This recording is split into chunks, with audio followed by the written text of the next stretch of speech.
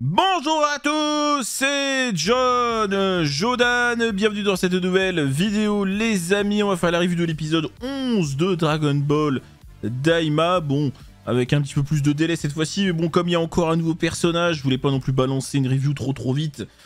Comme ça les gens ont le temps de regarder. Alors un épisode sympathique, voilà, qui... bon, il se passe pas énormément de choses dans le sens où on est plus sur le début de quelque chose que sur le quelque chose ou la fin, où voilà, on est vraiment sur le début, ça met en place les nouveaux combats, mais bien rythmé, voilà, bien rythmé quand même. Au début on a des petites informations avec Neva, ensuite on a le Majin Doudou qui arrive et qui va affronter, hein, et on a déjà le début du combat, le Tamagami numéro 1, et puis de l'autre côté il y a Vegeta qui s'apprête à affronter et qui va commencer son combat, qui va être vite écourté, on va en reparler, contre le Tamagami numéro 2. Voilà, donc comme je le disais, plein de choses qui se mettent en place, mais finalement on n'en voit pas le bout et on verra ça dans le prochain épisode. Alors on va commencer par parler de Neva d'une manière générale. Alors il nous apporte quelques informations, mais finalement on apprend, en fait c'est ça qui est un peu dommage, c'est qu'on n'apprend rien de spécial en fait. Dans ce qu'il dit, on savait déjà tout, hein, globalement.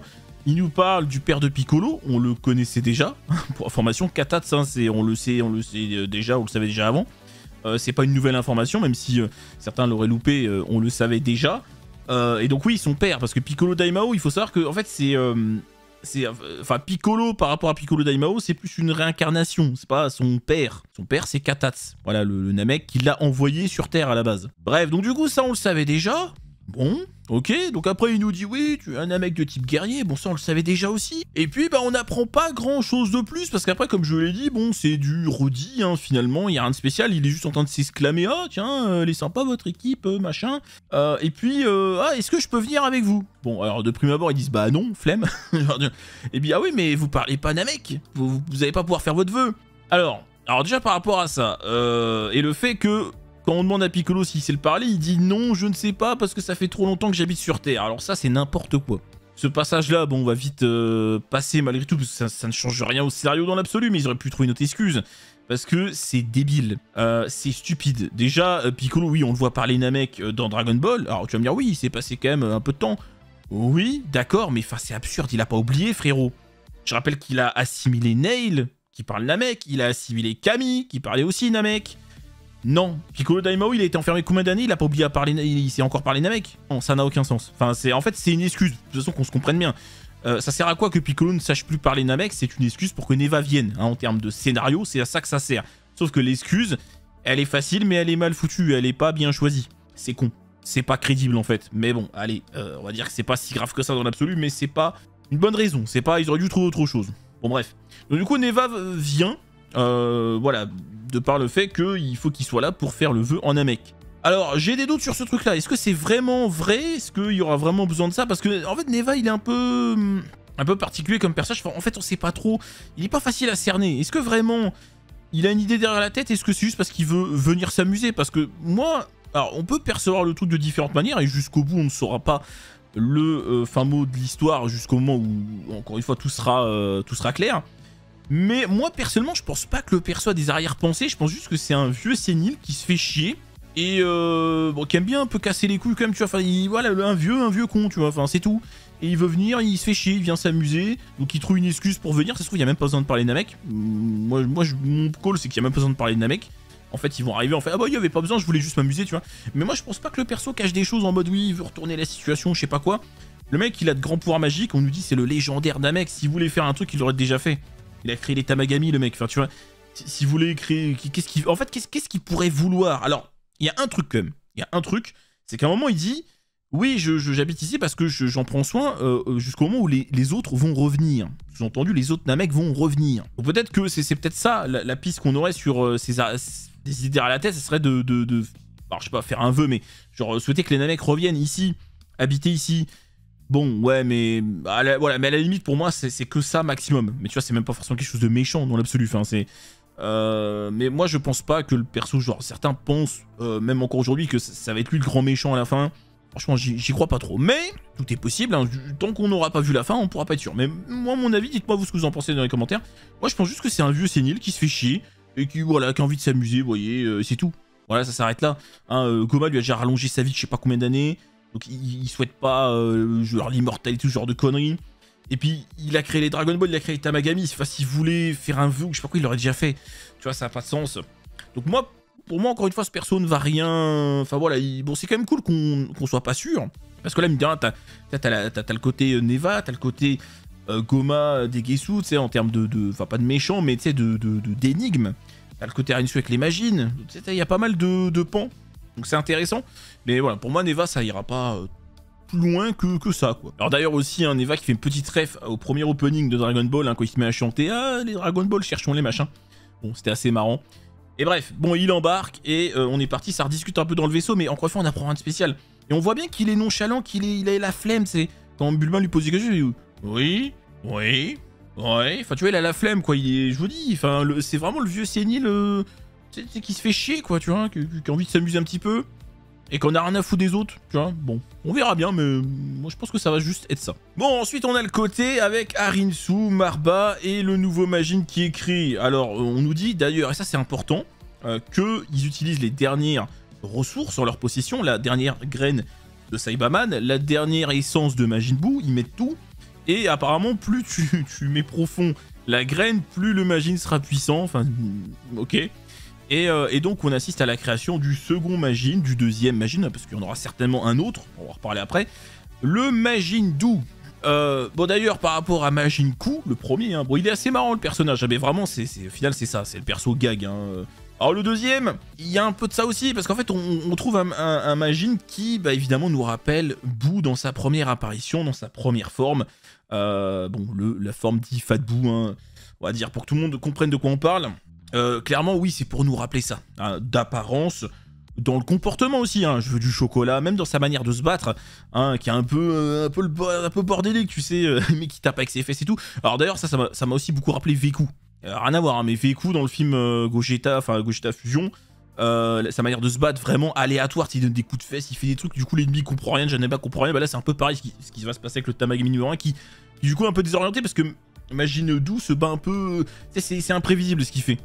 Donc bref, c'est assez marrant. Et puis, d'apparence, bon, même si bah, c'est un peu comme Fat Buu, tu vois, sur le papier, il est pas très impressionnant, mais tu sens que on commence à aller vers quelque chose qui ressemble plus à Majin Buu. Hein, d'apparence, parce que là, vraiment, Majin Ku, c'est un Saibaman. C'est un Saibaman avec quelques traits Majin Buu, mais fin à peine. Là, on est sur un Majin Dou qui ressemble pas mal quand même, même s'il y a la couleur verte et tout, à Majin Buu originel, finalement. Enfin, originel, quand je dis originel, c'est la première apparition, vous avez compris. Tu sais, avec la queue, les trous dans la tête et tout, qui sont disposés de la manière, et surtout, les yeux rouges avec le fond noir, évidemment, bah, ça rappelle les regards de Buu à partir de Super Buu. Et là, pour le coup, c'est déjà plus effrayant, rien que dans le regard, parce que Majin Ku, vraiment, il n'y a rien d'effrayant, c'est un clown le truc, c'est... bon... Là, il y a un petit quelque chose quand même, mais quand il se met à crier et tout, pareil, ça rappelle un peu Buu pur, tu sais, vous savez, quand il apparaît la première fois qu'il se met à gueuler. Donc là, il est un peu plus effrayant, même si ça va, ça reste encore gentil, on va dire. Mais on sent qu'on se rapproche de quelque chose qui, in fine, va fonctionner vraiment. Parce que là, et j'enchaîne du coup, j'en parle tout de suite, du début du combat contre le Tamagami numéro 1. Donc ils y retournent, on perd pas de temps, ça c'est bien. Il n'y a pas de perte de temps en péripéties inutiles, on y retourne, boum, et on s'affronte. Bon. Donc dans le combat, le peu qu'on voit, ok, Majin Dou arrive à placer des coups. Ok, bon, le Tamagami numéro 1, on peut pas dire qu'il soit en grande difficulté, mais quand même, il y a un combat. Et j'enchaîne tout de suite avec le teaser hein, de le prochain épisode. On voit qu'il y a encore des coups qui sont assénés, et on voit aussi une pause du Tamagami numéro 1 qui a l'air de passer aux choses sérieuses. Il y a ses yeux qui brillent en mode il va power up ou je sais pas quoi. Donc... moi, mon pressenti là-dessus, c'est que, évidemment, Majin Dou ne sera pas encore à la hauteur pour battre le Tamagami, je ne pense pas. Et que, là, on a fait un premier Majin, ça n'a pas marché, le second, c'est mieux, mais ça ne marche toujours pas. Et donc, forcément, il va y avoir une troisième tentative, alors pas de la même manière, parce qu'ils ont utilisé toutes les sens, ils ont utilisé la dernière graine de Saibaman, mais, pour moi, il y aura forcément un troisième Majin, certainement le dernier, et lui qui sera réussi, alors comment ? Pour moi, le plus probable, ça serait que Majin Dou absorbe son frérot, Majin Ku, et de la même manière que Buu mal incarné a absorbé Fat Buu pour donner Super Buu, bah c'est un peu la même gimmick. Sauf que là, c'est l'inverse, c'est pas le maigre qui absorbe, voilà, mais bon, peu importe. Donc il l'absorbe, Et du coup, ça crée un power-up et puis ça crée un équilibre. Et c'est pareil, et ça rappelle aussi les fusions ratées. C'est la même gimmick, les gars. La fusion maigre, la fusion grosse. Et après, une fois que c'est réussi, t'as...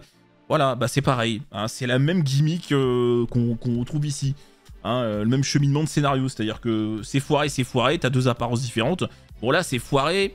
Oui et non pour Majin Buu, mais quand même, on se doute que ça sera pas suffisant, bien sûr. Et la troisième tentative, peu importe comment elle se fera, ça va fonctionner. Et là, on aura un Majin qui, à mon avis, va avoir une bonne prestance et va peut-être ressembler à Super Buu d'une manière générale, mais en tout cas dans l'idée. Et on verra ça, bon, ça m'étonnerait qu'on voit ça au prochain épisode, mais en tout cas assez rapidement, puisque encore une fois, si la série on se dit qu'elle fait 24 épisodes, par rapport encore une fois à la célébration des Belles qui dure 24 semaines, bah on est à la moitié. Et bah, en attendant, il y a le Majin, Arinsu, enfin bah, je veux dire, il y a le Majin, je vous ai dit, il y a tout le pan avec Majin, les Majin et Arinsu. Il y a le côté Goma de Gesu, ils vont bien servir à quelque chose quand même, j'imagine. Bon, il faut aussi aller battre le premier Tamagami, parce que là ils vont faire le deuxième, mais c'est même pas encore fait. Bon, ça fait encore beaucoup de choses à faire, il n'y a pas trop de temps à perdre. Hein, donc du coup, je pense que... Voilà, il y a de quoi faire et on va vraiment monter là, je pense, crescendo en vrai dans la série. Là, à mon avis, on n'aura plus de moments ah oui, tiens, on va à l'hôtel, on bouffe et tout. À mon avis, ça, je suis pas sûr qu'on le revoit. Ah, clairement, c'était vraiment au début. Et d'ailleurs, ça montre bien que le début, vraiment, les 4-5 épisodes là, qui étaient trop mous, bah c'était clairement le cas. Hein. Franchement, on peut aimer, on peut ne pas aimer, mais enfin, ouais, c'était vraiment trop lent. Là, le rythme est beaucoup mieux. Et chaque épisode est intéressant et palpitant et on veut voir la suite. Bon, d'ailleurs, petit ref à râler aussi avec Majin Buu hein, quand il apparaît, quand il fait le Hensha la machin. Bon, c'était assez marrant. Petit ref décidément dans cet épisode. Mais en tout cas, voilà, pour le Majin Buu, bon, encore une fois, pour moi, c'est voilà, évidemment, on va pas en rester là. Il est un peu plus réussi, il est un peu plus puissant, mais non, ça ne sera pas suffisant. Hein, ça sera pas suffisant, mais encore une fois, c'est un cheminement de scénario. Premier, un échec, il ne peut rien faire. Le deuxième, il y a un combat. Mais le Tamagami reste plus fort. Donc ça nous dit à nous spectateurs, ah t'as vu là, ça a presque failli marcher. Pour que à la troisième tentative, cette fois-ci, ça fonctionne. Oui. Hein, et que là, la vraie menace puisse arriver. Alors encore une fois, il y a aussi l'histoire du troisième œil là. À quoi ça va servir ça? À qui? À Goma? Ou est-ce que ça va servir pour le Majin pour le perfectionner? Va savoir. Va savoir, honnêtement, on peut pas savoir à ce stade, hein, mais on verra bien. Et donc là, on va arriver dans la partie de l'épisode, enfin, la toute fin en vérité, hein, qui m'a pas trop plu, et à beaucoup, je pense. C'est Vegeta qui, bon, ok, qui décide d'affronter le Tamagami numéro 2, on le savait déjà, mais ok, il dit vas-y, c'est à moi, bon, ok, c'est une bonne guerre, pourquoi pas. Ok. Le combat commence, c'est stylé, franchement, l'animation et tout, bon, Vegeta se met à spammer très vite, c'est son signature move. Mais il y a des plans sympas, il y a des petits moments sympas. Bon, ça dure pas très longtemps, hein, ça dure quoi, 2-3 minutes. Et Vegeta se fait laver en fait. Alors, je sais, il n'a pas vraiment perdu, mais il se fait... Enfin, il tombe dans l'eau et t'as le Kraken, encore lui, hein, qui vient et qui essaye de l'absorber. Et du coup, quand Vegeta remonte à la surface, il se fait éclater, il se prend un énorme coup et il tombe comme une merde et il se fait avaler par le Kraken. Et on voit dans le teasing du prochain épisode qu'il est sonné, qu'il est en train de dormir dans la flotte. Et surtout, on voit Goku prendre le relais. Alors, je ne peux pas conclure sur ce qui va se passer tout de suite, mais je vous fais quand même part de mes craintes par rapport à ce scénario. C'est que si Vegeta, ça en reste là, c'est terrible hein, quand même, hein, parce que la malédiction de Vegeta peut pas tuer un adversaire parce qu'il y a Goku. Ouais, enfin c'est... Surtout que là, il n'y a aucune raison en fait de faire ça. Ça apporte quoi de mettre Vegeta comme ça sur la touche, ça n'apporte rien. Mais rien du tout, en vérité. Alors, à voir, hein, encore une fois. Peut-être que si, peut-être qu'on va être surpris, ça va amener quelque chose, mais je ne vois pas ce que ça peut apporter. Même au niveau du personnage, je ne vois pas. Ah si, Vegeta pourrait se remettre en question et ne pas sous-estimer, parce qu'il sous-estimait un peu la pieuvre dans l'épisode d'avant. Il dit « Oh, c'est de la merde, t'as peur d'une pieuvre », et là, du coup, il se fait baiser. Ouais, mais... Ouais, ça m'étonnerait, c'est pas trop le genre du perso, tu vois. Donc... Ouais, non, donc ça m'étonnerait. Goku qui va prendre le relais. Alors, il n'y a qu'une seule manière pour moi de faire quelque chose de bien à partir de ça. C'est très simple. C'est que dans le prochain épisode, ok, Goku prend le relais le temps 2. Vegeta se réveille assez vite. Vegeta pète un plomb et explose cette pieuvre de merde. Hein, en se transformant, il revient, il reprend le combat et il bat le Tamagami, bien sûr, dans un combat qui peut être un peu serré s'il faut. Mais en tout cas, il revient et il fait son job. Point barre. Il n'y a pas d'autre solution, parce que sinon c'est ridicule en fait. Enfin là, le personnage, c'est pitoyable un petit peu, hein, désolé, mais enfin si, hein, c'est un peu ridicule. La pieuvre en elle-même, enfin justement, c'est ce que je dis, il va falloir que Vegeta, il éclate ça et vite fait, parce que ça n'a aucun sens. Je rappelle que dans l'épisode d'avant, Goku dit, texto, on n'est pas assez puissant pour l'affronter. Mais comment ça? Ça n'a aucun sens, ce truc-là. C'est débile. Tu viens de battre un Tamagami.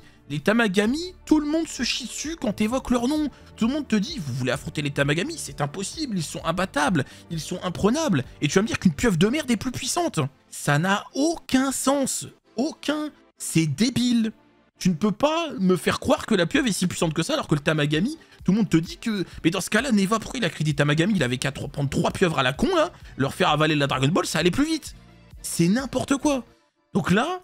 il faut arrêter avec ça, nous faire croire que la pieuvre est si puissante que ça. Putain, non, ça n'a pas de sens. Donc là, mon frérot, tu te réveilles, tu l'as fait péter de l'intérieur siphon de transformant, et on enchaîne. Oui, parce que sinon, ça n'a aucun sens, quoi. Et puis en plus, le personnage est ridicule, quoi. Vraiment... Parce qu'une fois de plus, t'as la malédiction de Vegeta. Tu sais, il fait le BG, je m'en occupe, et puis hop, 2 minutes plus tard, il est par terre. Non, non. C'est surtout que là, en plus, pour un demi-boss de... Non, enfin non, quoi. On parle même pas d'un combat perdu contre l'antagoniste principal. Là, on parle d'un combat secondaire en plus. Enfin non, frérot, non. Pourquoi l'humilier? Pourquoi l'humilier comme ça? Pourquoi lui faire... voilà, pourquoi... Non. Non, bah non, c'est ridicule, quoi. Donc on verra comment ça va être agencé. Mais pour moi, il faut absolument qu'il se réveille très vite, qu'il reprenne le combat et basta. Parce que là, le délire avec la pieuvre, faut arrêter. Sincèrement, c'est ridicule, quoi. Il n'y a aucun monde où ce truc est aussi fort que ça. Ça n'a pas de sens. Ça n'a pas de sens au regard de ce qu'on nous a expliqué auparavant sur le royaume des démons. Les Tamagami, tout le monde se chie dessus, même le roi suprême, même Dabla ne pouvait pas les vaincre. Et là, t'es en train de me dire que la pieuvre, elle est plus gênante. Non, c'est pas crédible, ça n'a aucun sens, c'est débile en fait. Non, tu ne peux pas me raconter ça en fait. Ça n'a pas de sens. Voilà, bah du coup on arrive à la fin de l'épisode. Hein, ce que je vous dis en fait, c'est pas passé grand chose, mais un épisode quand même bien rythmé. Je vous dis, c'est plus le début de quelque chose que, voilà, que vraiment le quelque chose en soi. Donc maintenant, bah, hâte de voir le prochain épisode. En tout cas, juste, alors d'ailleurs, oui, rendez-vous, je posterai la review, bon, je sais pas il sera à quand, mais bref, lundi, donc demain matin ou tout à l'heure, suivant quand je la posterai, mais on s'en fout, à 11 h pour le reveal de la fin d'année, on sait pas trop encore comment on va être cuisiné hein, sur Dokkan. Mais ce qui est certain, c'est que ceux qui disaient, ouais, peut-être que on va avoir un DDF Goku et Vegeta dans l'épisode, ça va être trop bien. Ouais, non, en fait, non, c'est mort. Voilà. DDF Goku Vegeta, c'est pas possible. Parce que Vegeta, pour l'instant, là, apparaît une victime, il rien. Voilà. Donc c'est juste impossible. Hein. Puis, comme je l'ai déjà dit, pour moi, DDF Daima, c'est pas possible. Alors, ça aurait été possible si Vegeta, effectivement, avait fait une dinguerie. Si on avait eu un combat épique, comme avec Goku contre le Tamagami numéro 3, là, oui, ça aurait été possible. Ça n'est pas le cas. Donc c'est mort. Et le DDF, c'est vendredi. Et ils vont pas spoiler l'épisode dans le reveal de Dokkan. Ça m'étonnerait bien. Hein. Et puis vu comment c'est parti, ça a pas l'air d'être incroyable ce qui va suivre pour Vegeta. Enfin bon, on verra bien quand même. Donc non, ça m'étonnerait. Puis du coup, partant de là, pour moi, ça peut pas être un DDF parce qu'il y a pas assez. Tu peux faire un Dokkan Fest avec Goku si tu veux, mais pas un DDF. Hein. Non, c'est trop peu, c'est trop secondaire, c'est pas possible. Tamagami, c'est une set unit au mieux. Ryo, c'est pareil. On verra bien. Bon, à tout moment, ça n'est pas Daima et ça va être DDF fin d'année classique. Et à mon avis, c'est GT. Mais le truc, c'est que je le dis, je le répète, mais Daima, si tu le fais pas maintenant, enfin, si tu fais pas Daima sur ce qui est sorti maintenant, au milieu de la série, tu le fais quand? C'est pour ça que moi, je pense que ça va être Daima, c'est parce que si tu le fais pas maintenant, tu le fais quand? Tu vas pas le faire en mars. En mars, on sera à la fin, on sera au climax. On n'aura plus rien à foutre de Goku face au Tamagami numéro 3 quelque part. Donc c'est maintenant que jamais. Sinon après, bah ouais, non. Enfin, on sera plus du tout impliqué là-dedans, donc c'est maintenant que jamais. Bon, puis à mon sens, c'est la meilleure solution, comme ça... Bah, c'est quand même cool de sortir des persos de Daima, tu vois, pendant que c'est un peu frais dans la tête. Et puis, bah, c'est plus facile à skip aussi, pour une grande partie, je pense. Et puis surtout parce que ça sera un portail simple, pas un DDF. Donc voilà, puis il y aura certainement la pitié, enfin, on verra bien. Mais du coup, ça serait bien plus facilement skippable, quand même. Donc, je pense que tout le monde serait content. On verra bien. Bon bah sur ce les amis, on va se laisser là-dessus. N'hésitez pas à me mettre en commentaire vous ce que vous avez pensé de l'épisode. N'hésitez pas à lâcher le petit pouce bleu, à vous abonner si ce n'est pas déjà fait. Des bisous à tous, à très bientôt. Salut!